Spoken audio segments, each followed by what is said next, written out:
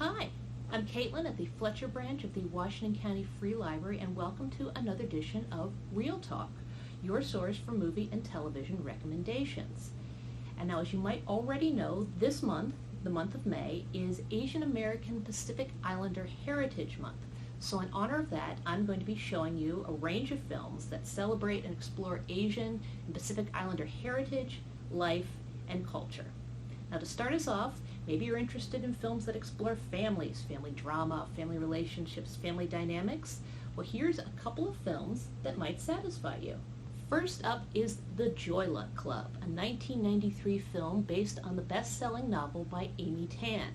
Told in a series of vignettes, it explores cultural conflict and the sometimes turbulent relationships between four first-generation Chinese-American women and their mothers. Another, more recent film that explores the relationships between families in a much darker way is the 2019 South Korean film Parasite. This movie follows a destitute family, the Kim clan, who pose as unrelated individuals and scheme their way into getting employed by the wealthy Park family.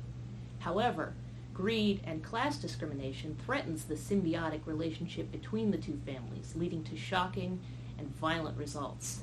Now, this film was the first ever foreign language film to win in the Best Picture category at the Oscars, and even though it's subtitles, it is well worth the watch.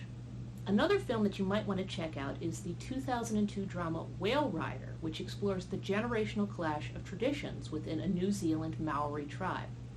Pai is the 12-year-old granddaughter of the village leader and believes that she is destined to be the next chief. However, tradition dictates that only firstborn sons can inherit leadership.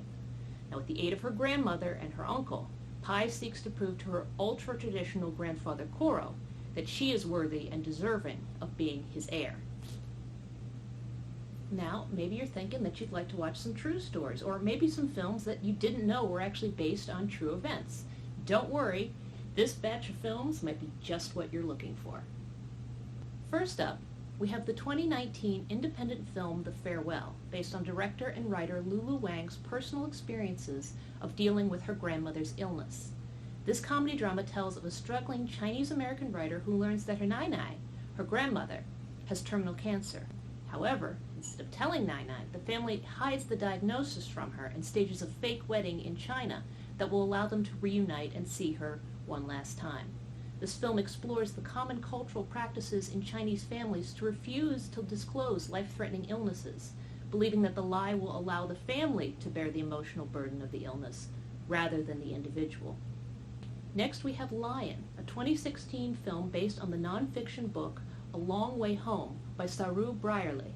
It tells Saru's story of getting lost on a train when he's 5 years old and ending up in Kolkata, India, thousands of miles away from his family and home. 25 years later, after being adopted by an Australian couple, Saru returns to India armed with Google Earth, a handful of memories, and unwavering determination to find out where he comes from. And finally, there's the 2012 film The Sapphires, based on a stage play by Tony Briggs, who based it off the experiences of his mother. Set against the background of the Vietnam War in 1968, it tells of four Yorta Yorta indigenous Australian women who are discovered by a talent scout and form a singing group known as the Sapphires. While the film has lighthearted moments, it also explores Australia's dark past of forcing lighter-skinned or Aboriginal children to be removed from their families and raised as white. Okay, so we've looked at some films that have some pretty heavy themes going on. Maybe you're not into that. Maybe you just want something lighter. As always, I've got you covered.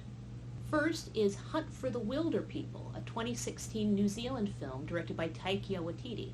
It follows juvenile delinquent Ricky, who goes to live with a reclusive couple, Hector and Bella.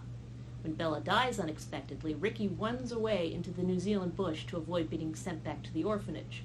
Hector follows him, and hilarity ensues as the two bond while trying to avoid the gigantic manhunt that their disappearances has sparked.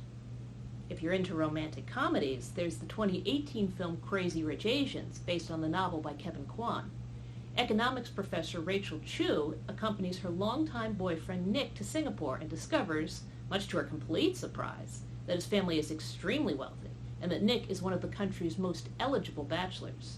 Thrust unexpectedly into the spotlight, Rachel finds herself contending with jealous socialites, quirky relatives, and worst of all, Nick's disapproving mother. Finally, this next film is animated, but you should never let that stop you. It's the Disney film Moana. It tells of Moana, the strong-willed daughter of a Polynesian village chief who is chosen by the ocean itself to reunite a mystical relic with the goddess Te Fiti. When a blight strikes her island, Moana sets sail in search of Maui, a legendary demigod, in the hope of returning the relic to Te Fiti and saving her people. This film features songs by Lin-Manuel Miranda, the creator of Hamilton, and is very, very delightful. Finally, before I leave you, I would recommend that you check out Canopy, the on-demand film streaming service available with your Washington County Free Library card. They have an entire selection of films and docs related to Asian American Pacific Islander Heritage Month, and I would definitely check it out if you're looking for something new and unexpected. And that's it for Real Talk. Be sure to tune in next month for a new theme and a new selection of films and television shows. In the meantime, check out the films that I recommended today. Check out our website, www.washcolibrary.org, for activities and book recommendations related to Asian American Pacific Islander Heritage Month.